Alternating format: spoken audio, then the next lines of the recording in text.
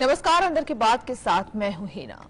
कच्छ के रण में हरामी नाला क्या है, वहां क्यों पहुंचे गृह मंत्री अमित शाह, कैसे पड़ा यह नाम, आइए देखते इस रिपोर्ट में। भारत पाकिस्तान की अंतर्राष्ट्रीय सीमा की कुल लंबाई 3,323 किलोमीटर है। जम्मू कश्मीर से शुरू होकर गुजरात के कच्छ तक फैले इस संवेदनशील बॉर्डर की निगरानी बीएसएफ के पास है। इस अंतर्राष्ट्रीय सीमा के कई ऐसी जगह है जहां पर निगरानी काफी कठिन मानी जाती है, लेकिन बीएसएफ के जाबाज फिर भी निगरानी को सुनिश्चित करते हैं। गुजरात के कच्छ में एक ऐसी ही जगह है, इसे हरामी नाला के नाम से जाना जाता है। गुजरात के कच्छ में 22 किलोमीटर फैला यह एक बड़ा एरिया है जो भारत और पाकिस्तान की सीमा को बांटता है, जिसका काफी हिस्सा पानी से डूबा हुआ है और एक बड़े भाग में दलदल करीब 8 किलोमीटर में है। ऐसे हालात में दुश्मन की हर हरकत पर निगरानी रखना ही सबसे बड़ी चुनौती है। कच्छ से पाकिस्तान की ओर जाना और ज्यादा कठिन है, लेकिन पहले पाकिस्तान इसी का फायदा उठाकर आतंकियों की घुसपैठ कराता रहा है। लेकिन हाल के सालों में यहाँ बीएसएफ की चौकसी ने नापाक मंसूबों को ध्वस्त कर दिया है। गृह मंत्री अमित शाह ने कच्छ के अपने दौरे में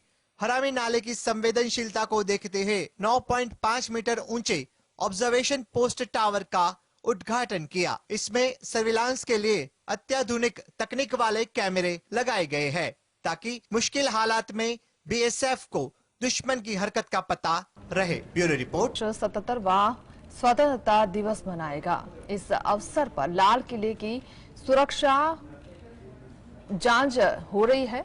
किसी भी अप्रिय घटना को रोकने के लिए सुरक्षा बल हाई अलर्ट पर है। इस साल सुरक्षा को लेकर क्या है कड़ा इंतजाम। 15 अगस्त को देश 77वां स्वतंत्रता दिवस मनाएगा। इस अवसर पर लाल किले की प्राचीर से प्रधानमंत्री नरेंद्र मोदी राष्ट्र को संबोधित करेंगे। लिहाजा लाल किले के आसपास सुरक्षा के कड़े इंतजाम रहेंगे। इसी क्रम में 10,000 पुलिसकर्मी तैनात किए गए हैं। साथ ही 1,000 कैमरे, एंटी ड्रोन सिस्टम भी लगाए गए हैं। सुरक्षा व्यवस्था को लेकर विशेष पुलिस आयुक्त ने कहा कि इस वर्ष स्वतंत्रता दिवस पूरे उत्साह के साथ मनाया जाएगा। इस बार कोविड की पाबंदी भी नहीं होगी, इसलिए पर्याप्त मात्रा में पुलिस तैनात की जाएगी। उन्होंने कहा कि हम सुरक्षा प्रदान करने के लिए अन्य एजेंसियों के साथ समन्वय करेंगे। दिल्ली पुलिस सुरक्षा उद्देश्य के लिए प्रौद्योगिकी प्रणालियों का भी उपयोग करेगी। रिपोर्ट के मुताबिक किसी भी अप्रिय घटना को रोकने के लिए सुरक्षा बल हाई अलर्ट पर है। पुलिस ने गश्त तेज कर दी है और केंद्रीय एजेंसियों से प्राप्त खुफिया सूचनाओं के आधार पर महत्वपूर्ण प्रतिष्ठानों पर अतिरिक्त पिकेट तैनात किए गए हैं। बॉर्डर पर गहन जांच की जा रही है। पुलिस ने राजधानी में कानून व्यवस्था की स्थिति को बाधित करने की कोशिश करने वाले किसी भी व्यक्ति के खिलाफ सख्त कार्यवाही की चेतावनी दी है। Bureau report, GSTV। इस साल होने वाली G20 की मीटिंग से पहले पाकिस्तान के आतंकी संगठन भारत पर हमले की खतरनाक साजिश चल रही है। खुफिया एजेंसियों का इनपुट मिला है कि G20 से पहले भारत की छवि खराब करने के लिए जैश के आतंकी दिल्ली में हमला कर सकते हैं। क्या है पूरा मामला, आइए जानते हैं। राजधानी दिल्ली में खुफिया एजेंसी ने स्वतंत्रता दिवस को लेकर अलर्ट जारी किया है। रिपोर्ट की माने तो स्वतंत्रता दिवस में आतंकी हमला हो सकता है। आतंकी संगठनों ने हमले की साजिश रची है। ऐसा माना जा रहा है कि आतंकी G20 समिट से पहले हमला करके देश की छवि खराब करने की कोशिश कर सकते हैं। मई 2023 में पीओके स्थित एक आतंकी द्वारा सोशल मीडिया प्लेटफॉर्म पर अपलोड किए गए वीडियो में दावा किया गया था कि जैसे मोहम्मद दिल्ली सहित कई भारतीय शहरों को निशाना बनाने की योजना बना रहा है।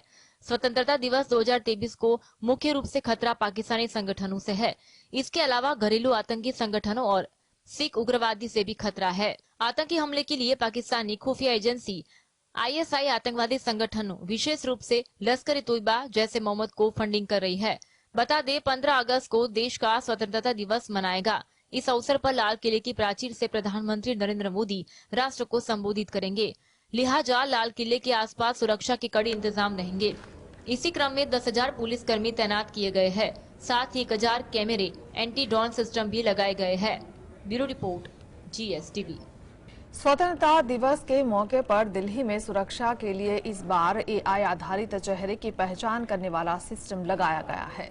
कैसे काम करेंगे सिस्टम? 10,000 पुलिसकर्मी, एंटी ड्रोन कैमरों से चेहरों की पहचान। भारत में 15 अगस्त को स्वतंत्रता दिवस मनाया जाएगा। इससे पहले राजधानी दिल्ली में सुरक्षा के कड़े इंतजाम किए गए हैं। अधिकारियों ने बताया राष्ट्रीय राजधानी सुरक्षित रहे और लोग बिना किसी असुविधा के आवागमन करें, जिसे सुनिश्चित करने के लिए 15 अगस्त को स्वतंत्रता दिवस पर शहर भर में 10,000 से ज्यादा पुलिस कर्मियों को तैनात किया जाएगा। इसके अलावा अन्य अधिकारी भी तैनात रहेंगे।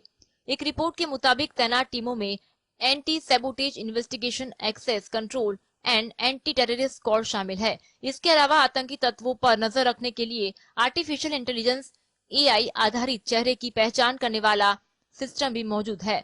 पुलिस उपायुक्त जनसंपर्क अधिकारी सुमन नलवा ने बताया, स्वतंत्रता दिवस समारोह की सुरक्षा का प्रभारी होने पर दिल्ली पुलिस को गर्व है। पूरे शहर में सुरक्षा सुनिश्चित करने के लिए पर्याप्त व्यवस्था की गई है। रिपोर्ट के मुताबिक सीमाओं पर निगरानी रखने और खुफिया जानकारी इकट्ठा करने के लिए जवानों की तैनाती की गई है। जरूरी जगहों पर यातायात प्रबंधन लगाए गए हैं और नागरिकों को अपडेट करने के लिए नियमित रूप से यातायात सलाह जारी की जा रही है। Bureau report, GSTV। गुजरात के बनासकांठा में किसान न्याय यात्रा में राष्ट्रीय किसान नेता राकेश टिकैत की हुई एंट्री। 18 अगस्त को न्याय यात्रा में होंगे शामिल। क्या है मामला, आइए जानते हैं अंदर की बात में। राष्ट्रीय किसान नेता राकेश टिकैत अब गुजरात के बनासकांठा में किसान न्याय यात्रा में उतर गए हैं।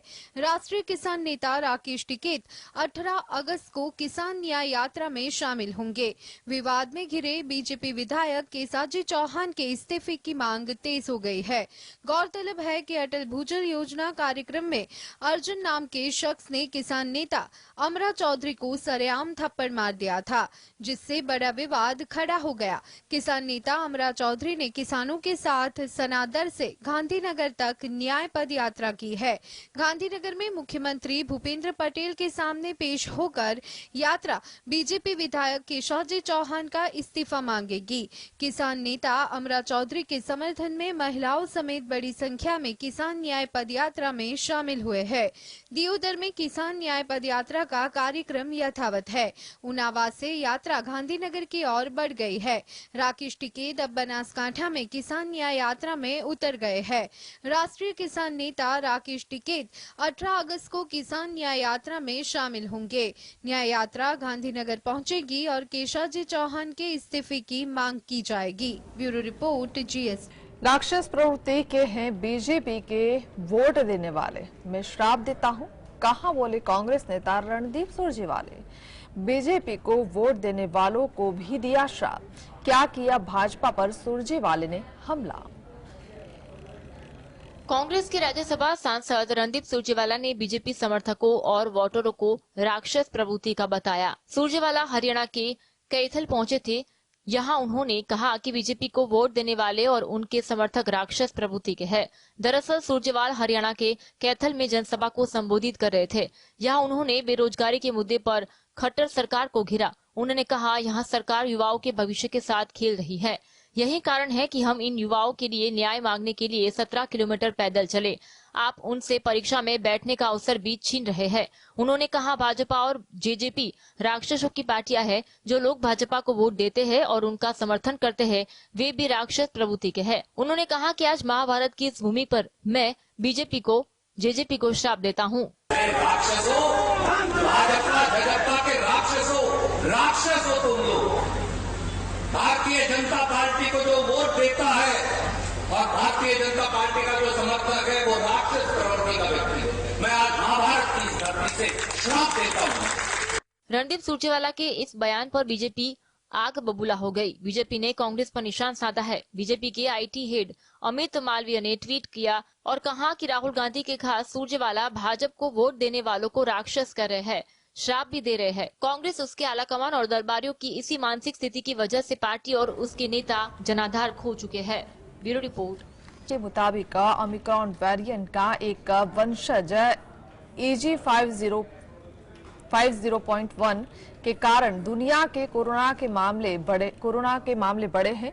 EG 5.1 दुनिया भर में रिपोर्ट किया गया है, जिससे विशेष रूप से एशिया और अमेरिका शामिल है। यह वेरिएंट क्या है, कितना खतरनाक हो सकता है। कोरोना के मामले कम होने के कारण लोगों ने राहत की सांस ली ही थी कि विश्व स्वास्थ्य संगठन ने फिर से कोरोना को लेकर नया अपडेट दिया है।